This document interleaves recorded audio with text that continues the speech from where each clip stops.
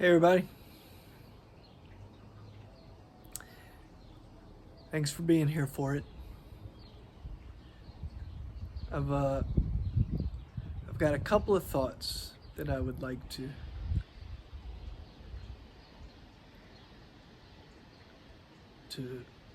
say, talk about today.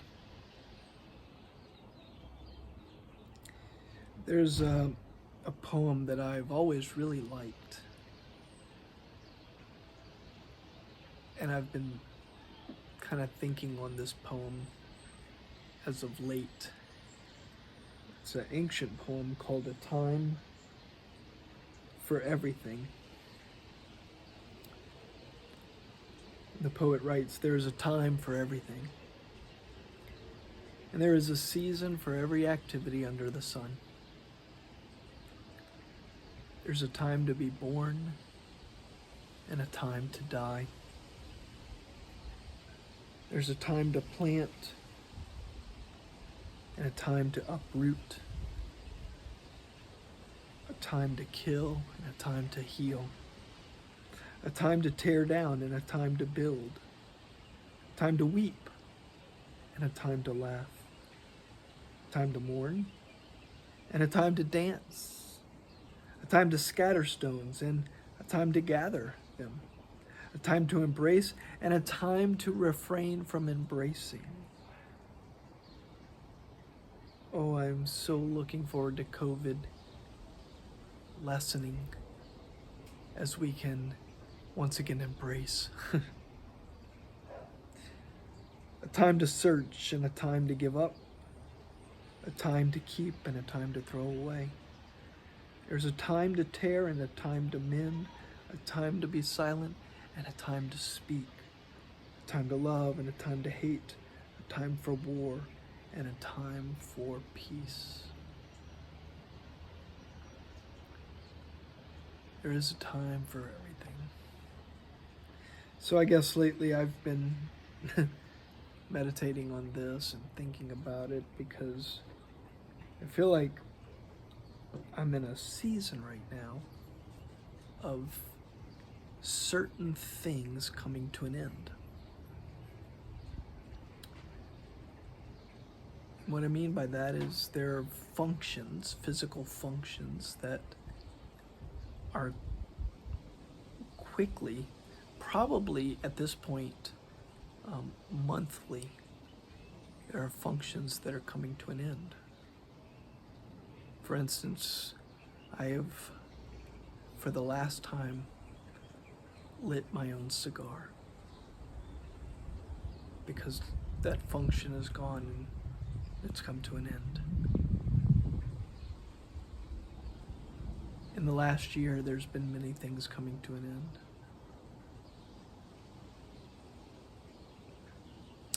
I will never play ping pong again in the family ping pong tournaments.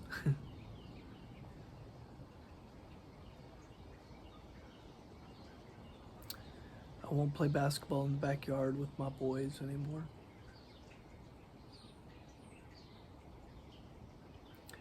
I won't teach my boys how to do things by showing them any longer. I won't teach the youngest how to weed eat by showing him, maybe by coaching him, telling him. I will not ever pee to stand or stand to pee again. I think I won't stand to pee again. Those days are over.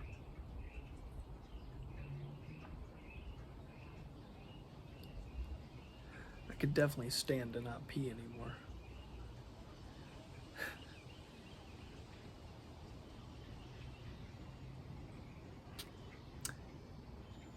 A few weeks ago, Christy and I were at a sushi restaurant, and every now and then I'm privy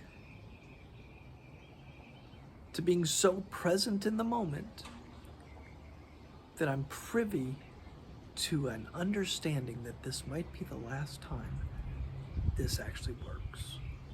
So we were in a sushi restaurant about 3 weeks ago, and I said to Christy, I said, I would like to eat with chopsticks tonight for as long as I can, because I believe this is the last time that chopsticks will work in my hand. And so our food comes, and chopsticks come in those paper wrappers. Well, I can't, those days are gone. I can't open the paper wrapper.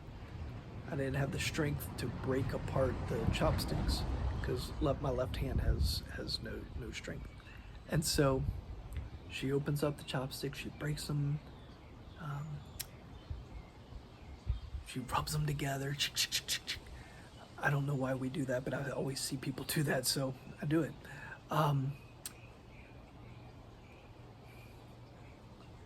She puts the chopsticks in my hand, and I get the first roll. I get it in those chopsticks, and I'm able to eat it. I'm weaker on the second roll, but I do the best I can, and I get that second roll. I get it in those chopsticks and in the sauce, and I make it to my mouth, and I get to that third one, and I just don't have the strength. I don't have the strength. But I wanted to eat one more roll with chopsticks, but I don't have the strength. So I took those chopsticks, I stabbed it right through that sucker, put it in my mouth.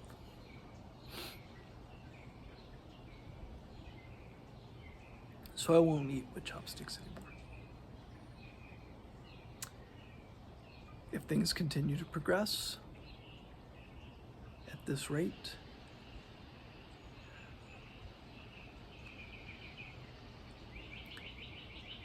within 6 to 12 months, I won't be able to brush my own teeth anymore. I won't be able to feed myself anymore.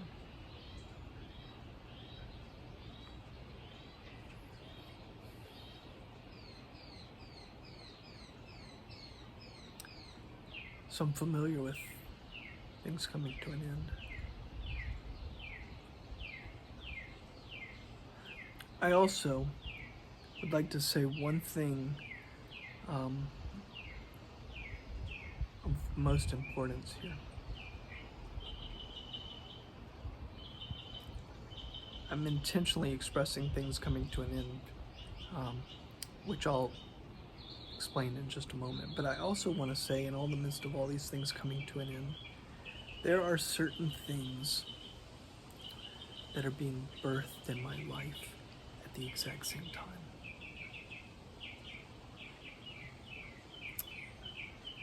There has been something new and fresh and beautiful and sacred born between Christy and I.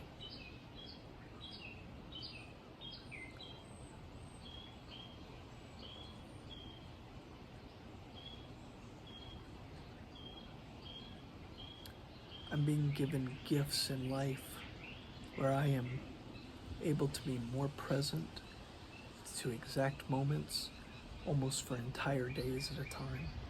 I am learning. I've been training for this for years.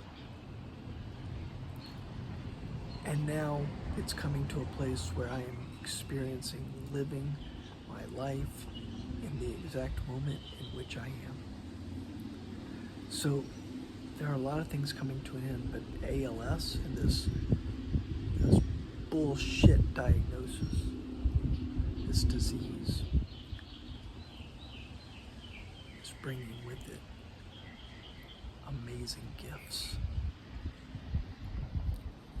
Amazing gifts to me,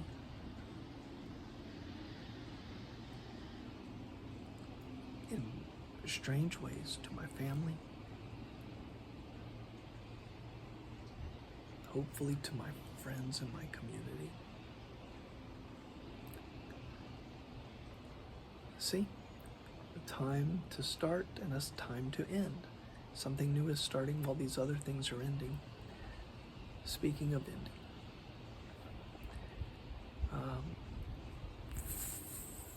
5 years ago was the official launch, but 6 years ago, Christy and I See, I said Christy and I last time. I think it's Christy and me there.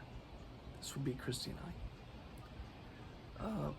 Started a church community. Very small church community that we started. We started with 12 people, 11 people, something like that. And we started a small community within a larger community, the city that we live in. And it's been an absolute fabulous 6 years for us. But we've decided that it is time for us to resign that position, step down from that role, and in turn also close the doors to that community. And for the first time in my adult life, for the first time in 22 years, a little bit more story on that in a minute, but for the first time in 22 years, I will no longer be in the role of pastor at a church.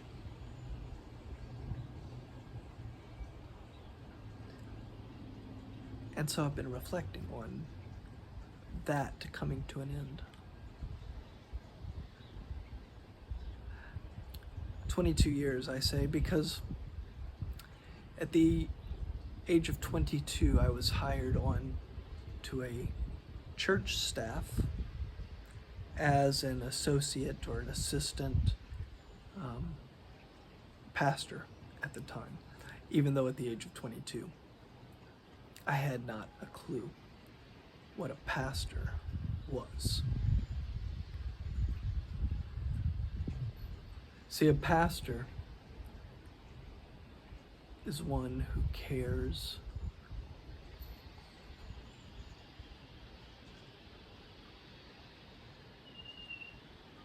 for souls. But please mind you, when I use the word soul, I simply mean people, the essence, the being of a person. And so a true pastor is one who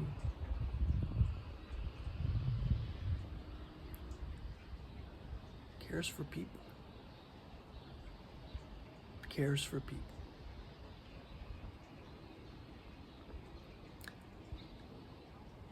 So if that's the definition, which I believe it is, then at 22 I was not a pastor. Maybe I could have been like, at that point, maybe I was like the assistant or the associate asshole, because I was anything but one who really cared for people. Hadn't figured it out yet. I don't know that I've figured it out yet now, but 22 years later, I think I'm a little, I know I'm a little closer. 17 years I served as in that role, and after that time, there was something stirring within me, and Christy and I left that place and started this new community that we've been a part of for the last 5 years. So for the last 22 years, this is what I've chosen to invest my life in.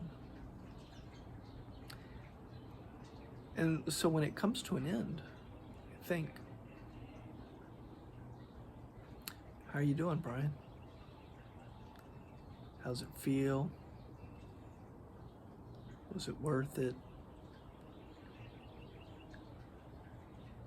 Did it impact you positively, negatively? Where are you? Where are you at? Where are you at?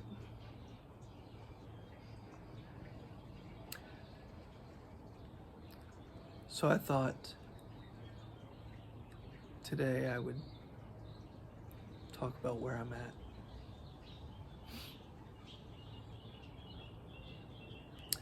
That was my introduction, I think. So, hope you have something to drink. or eat or smoke.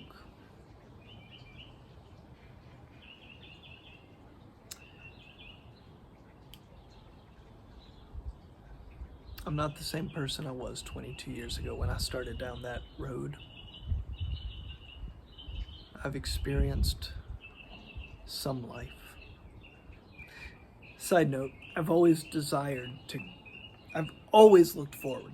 For my entire life, as far as I can remember, I have always looked forward to one day being an old man. Sitting on my porch with my girl. Enjoying being the people that we had become. And if we're 74 years old and we still get another 6, 10, 12 years, then my hope is that at that time we will continue to evolve, we will continue to grow, we will continue to realize that we don't know shit and we keep learning. I've always looked forward to that. And I've recently been told by doctors that that's not my future.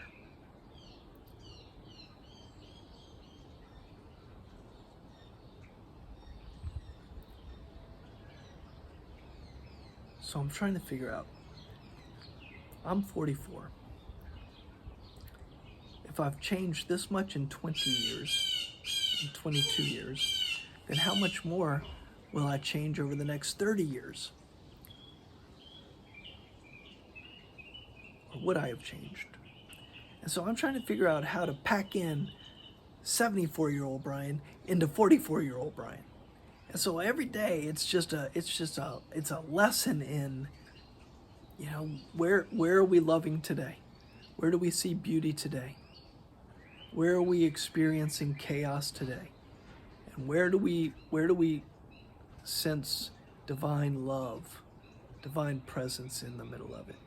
Now listen, I'm having a good day today, so it's easy to talk like this. But on those bullshit days, that's a lot harder. But I'm trying. How do I fit 74? How do I get that wisdom and that love and extend that grace? I'm working on it. But over those 22 years, there's a lot of life experienced. I got married. Well, that taught me some stuff. Had 5 children within 7 years. That's been a whirlwind. Experienced betrayal of friends. Experienced being the betrayer of friends. I've experienced deep, dark, hopeless days upon nights, upon days upon nights. I've been to the edge of the cliff.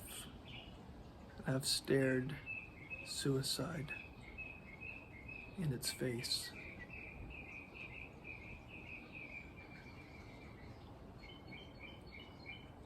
There's been some hard stuff and there's been some great stuff.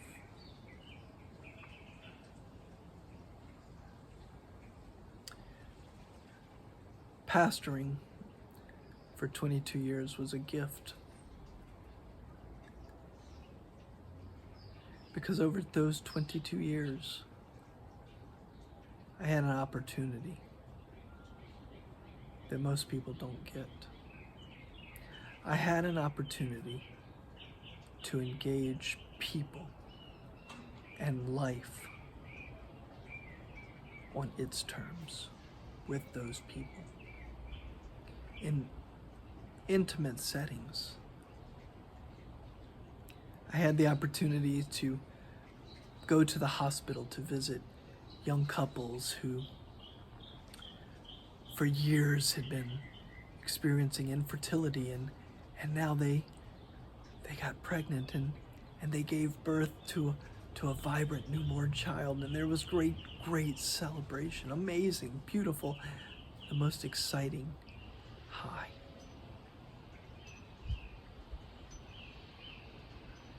And I've also been in that exact same hospital with the young couple who had the same challenges and got pregnant, and everything was amazing, and the child was stillborn.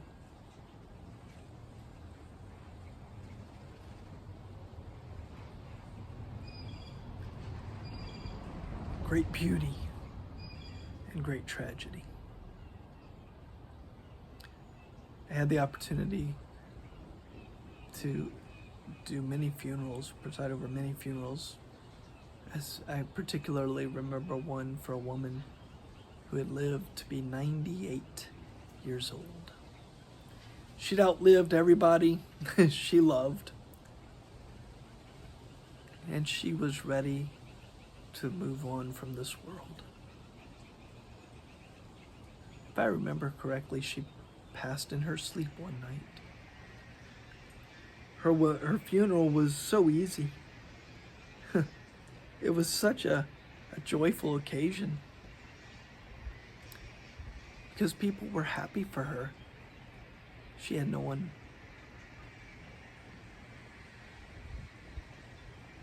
really left here except all those great-grandchildren that were at the funeral, and they were happy for her. It was beautiful. I think that same year I did a funeral for a 22-year-old young man, 22, who OD'd on H.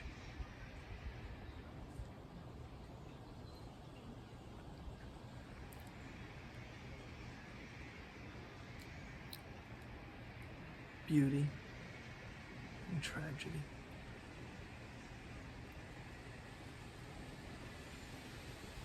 I've sat in hospitals where a partner of 40 years is dying and then passes. And I've sat with the other partner. I've sat there with them, and we've wept together. And on the other side of the hallway would be another friend or person that I've encountered who their life partner comes out of surgery and they're going to be okay. Beauty and tragedy. Beauty and tragedy. Beauty and tragedy. This addict finds freedom. This addict finds jail or death. This person whose marriage is falling apart, they find a way for it to be redeemed and restored. This person who is also finding their way down that path, there is no redemption. It ends in divorce, and it ends in heartache. There's no formula for this. There's no pattern. There's no manipulative tactics for any of these things. All we have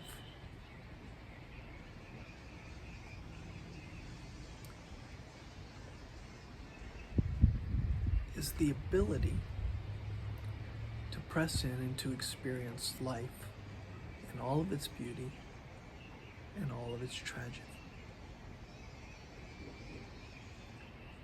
Every single one of us has a path. Every single one of us has to find our way to inner freedom, to peace.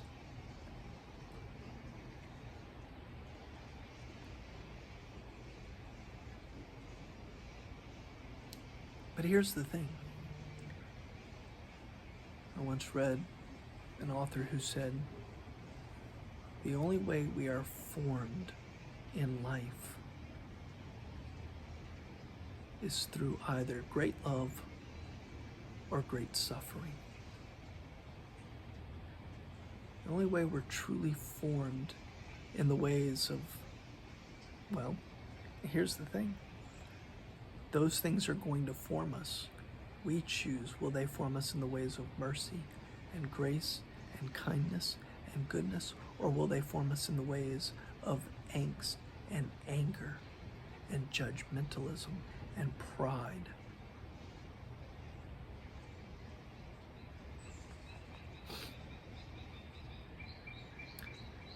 I've come to understand in all of my years of pastoring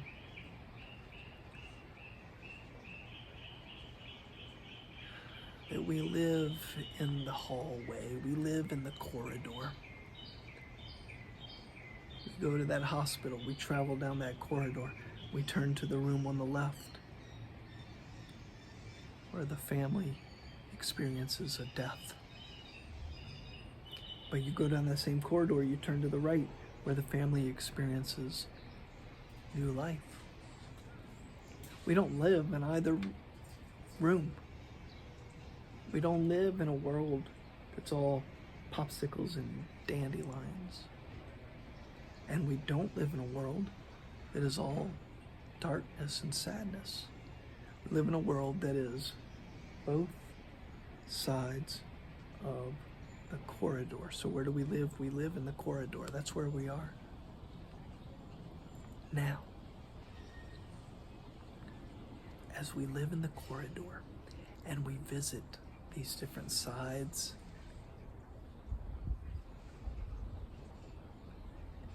here's what I've come to realize. All of life is grace. And I don't understand how this happens, but my experience is that in some way, shape, or form, divine presence is here. Divine love is present. And I think, and for me, the simplest way to package all that is to simply call that being or that sense, to call it God. So I would say that in all of the, whether we're in the corridor, the room on the right, or the room on the left, somehow I've come to realize that God is with us, present in that journey.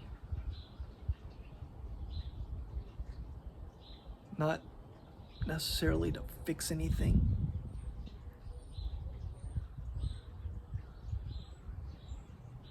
but simply out of love to be present, to be on that path with us.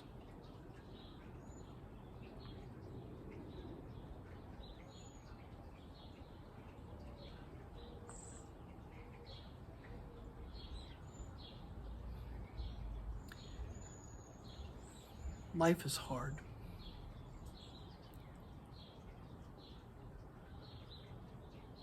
Please don't find things to make it harder.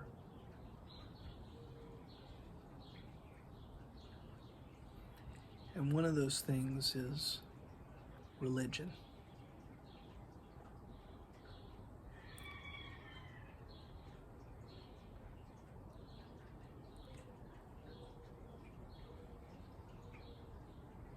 Don't go looking for religion. You don't need a bunch of rules and bullshit hoops to jump through.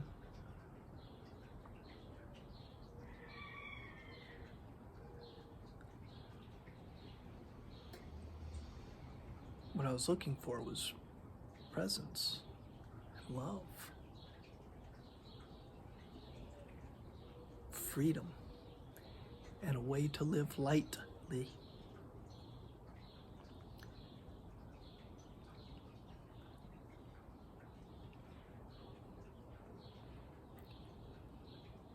I feel more light today. than even in some of the previous years of my life. What is that? But by the grace of God. So after 22 years, where am I?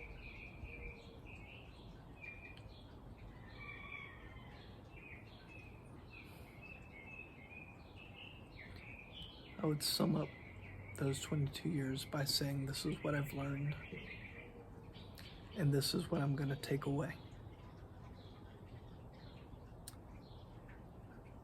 Life is a beautiful clusterfuck. And God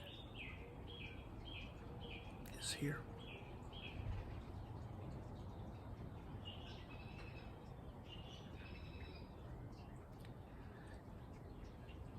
Life is a beautiful clusterfuck, and God is here.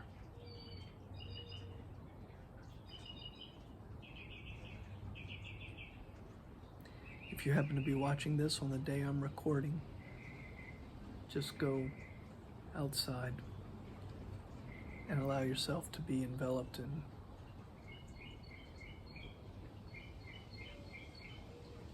love.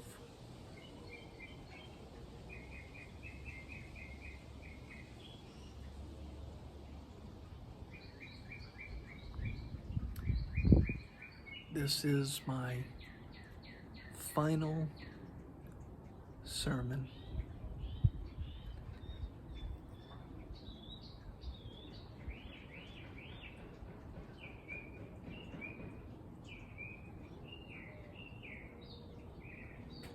Yep, this is my final sermon.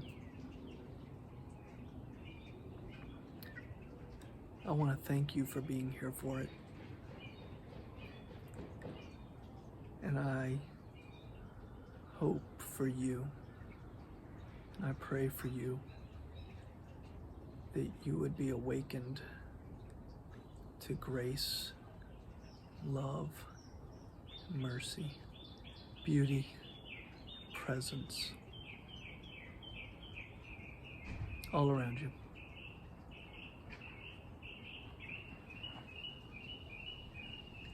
Thanks for being here for it. I'll see you soon.